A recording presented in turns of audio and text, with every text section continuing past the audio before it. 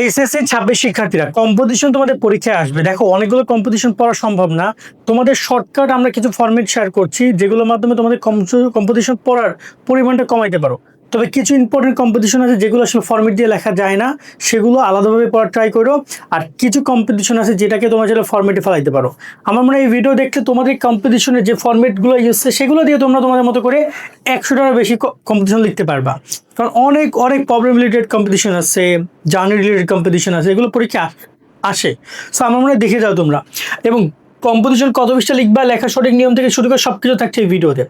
আমার কথা হচ্ছে যারা এখন আমার ইউটিউব চ্যানেল ফেসবুকে সাবস্ক্রাইব ফলো করে রাখো সকল আপডেটগুলো পাওয়ার জন্য।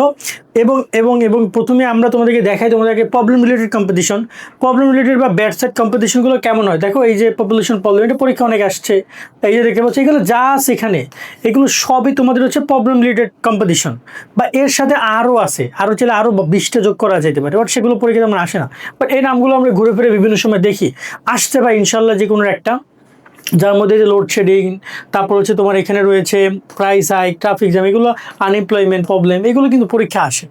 ওকে, এখন এই যে কম্পিটিশনগুলো আছে এগুলো তোমরা এই ফরম্যাটে দিয়ে লিখতে পারবা। এখানে টোটাল 2টা পার্ট আছে।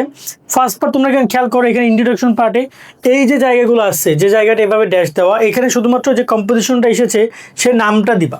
ওকে, যদি সেটা হয় পপুলেশন প্রবলেম, সেটা হয় প্রাইস হাইক, সে নামটা দিবা এই জায়গায়। এটা একটা স্ক্রিনশট তোমরা সবাই নিয়ে নাও। আমি আশা করি সাইডে আসছি, আমাকে দেখা যাচ্ছে না, একটা স্ক্রিনশট নিয়ে নাও। এটা হচ্ছে ফার্স্ট পেজ আর সেকেন্ড পেজ, এবং এটা লিখলে মোটামুটি 1 থেকে 1.5 পৃষ্ঠা হয়ে যাবে। আর সেকেন্ড পৃষ্ঠা হচ্ছে এখানেও তোমার 2 জায়গায় শুধুমাত্র তোমার কম্পিটিশনের নামটা দিতে হবে, এবং এটারও তোমরা একটা স্ক্রিনশট নিয়ে নাও। এইটা হচ্ছে প্রবলেম রিলেটেড কম্পিটিশনের একটা ফাইনাল লুক। এই জাস্ট জায়গাগুলোতে শুধুমাত্র নাম পরিবর্তন করবে। আশা করি তোমরা বুঝেছো যে এই কম্পিটিশন তোমরা কীভাবে লিখবা। আমি আবার দেখাচ্ছি, এই পুরো পৃষ্ঠাটা লিখবা, এটা লিখবা এবং এই পৃষ্ঠা লিখবা। তো তোমরা এটা লিখে ফেলো এখনই, মানে একটু, এবং পারলে মুখস্থ করে ফেলো। আশা করা যাবে 10-15 বার লিখলেও মোটামুটি কিন্তু তোমার ভালো একটা আইডিয়া হয়ে যাবে। আর এরপর রয়েছে তোমার এখানে সায়েন্স রিলেটেড কম্পিটিশন, যেমন মডার্ন সায়েন্স, এখানে এগুলো কিন্তু পরীক্ষা আসতে পারে। সো এই জায়গায় তোমরা এই কম্পিটিশন, তোমরা এখানে 2টা স্লাইড শেয়ার করছি। এই দেখতে পাচ্ছি এখানে ইন্ট্রোডাকশন পার্ট রয়েছে, এখানে কম্পিটিশন নেমের জায়গায় শুধুমাত্র কম্পিটিশন নেমগুলো তুমি বসাবা, আর বাকি সব কিছু সেম টু সেম থাকবে। ওকে, এই তোমরা একটা স্ক্রিনশট নিয়ে নাও এখানে। আর এই পরবর্তী রয়েছে আরেকটা পার্ট, এইটা রয়েছে, এবং এখানেও তোমার শুধুমাত্র কম্পিটিশন নেম যেখানে যেখানে আছে, সো সেখানে শুধুমাত্র তোমরা তোমাদের ওই সাবজেক্টটা বসাবে, বাকি সব কিছু সেম থাকবে। এটা হচ্ছে সেকেন্ড পার্ট। তো এইগুলো ফার্স্ট এবং এটা সেকেন্ড পার্ট। এই সেকেন্ড পার্টে তোমাদের আশা করি এটা তোমাদের এইখানে আসবে। আর সর্বশেষ হলো তোমার এখানে জার্নি রিলেটেড কম্পিটিশন। সেখানে তো জানো journey related competition, boat, train, bus, যে কোনো কিছু আসতে পারে। তো এই ধরনের যে কম্পিটিশনগুলো আছে এটাকে তোমরা এইটা দিয়ে লিখতে পারো। ঠিক আছে, এই যে দেখতে পাচ্ছ এখানে কম্পিটিশন ইন্ট্রোডাকশন থেকে শুরু করে কম্পিটিশন নেম, আর কোথায় আছে 2-3 জায়গায় থাকার কথা, ওই পৃষ্ঠা আছে। ওকে, তো এই যে কম্পিটিশন নেমটা দিও। আর এখানে তোমার যদি কোনো প্রকার, এই যে দেখতে পাচ্ছ এখানে মানে তোমার অ্যাড্রেস দেওয়া আছে, এই অ্যাড্রেসের ব্যাপারটা হচ্ছে যদি তোমার প্রশ্নে কোনো স্পেসিফিকভাবে দেওয়া থেকে বা তুমি পরিবর্তন করতে চাও তাহলে করতে পারো। সেই হচ্ছে বিষয়টা। ওকে, আর তার সাথে তোমার দেখো এইখানে আরেকটা সেকেন্ড পার্ট আছে। এই সেকেন্ড পার্টে এখানে এই যে কম্পিটিশন নেম এইগুলো জাস্ট পরিবর্তন করবো, বাকি সব কিছু সেম থাকবে। এবং এটা একটা স্ক্রিনশট নিয়ে নাও। এই জার্নি রিলেটেড কম্পিটিশনের পরীক্ষা কিন্তু বেশ আসে। সো এই হচ্ছে 2টা কম্পিটিশনের পার্ট, এই একটা পার্ট আর এই একটা পার্ট। এইটা হচ্ছে ফার্স্ট পার্ট, এর আগেরটা সেকেন্ড পার্ট। আশা করি বুঝেছো। এই যে টোটাল তোমাদের 3টা ফর্মেট দেখলাম, এইটা দিয়ে মোটামুটি 50-60টা কম্পিটিশন এটার মধ্যে পড়ে যায়, এবং যেগুলো পরীক্ষা অনেক সময় আসে। প্রবলেম রিলেটেড কম্পিটিশনগুলো বেশি আসে, দেন জার্নি রিলেটেড কম্পিটিশনগুলো পরীক্ষা আসে।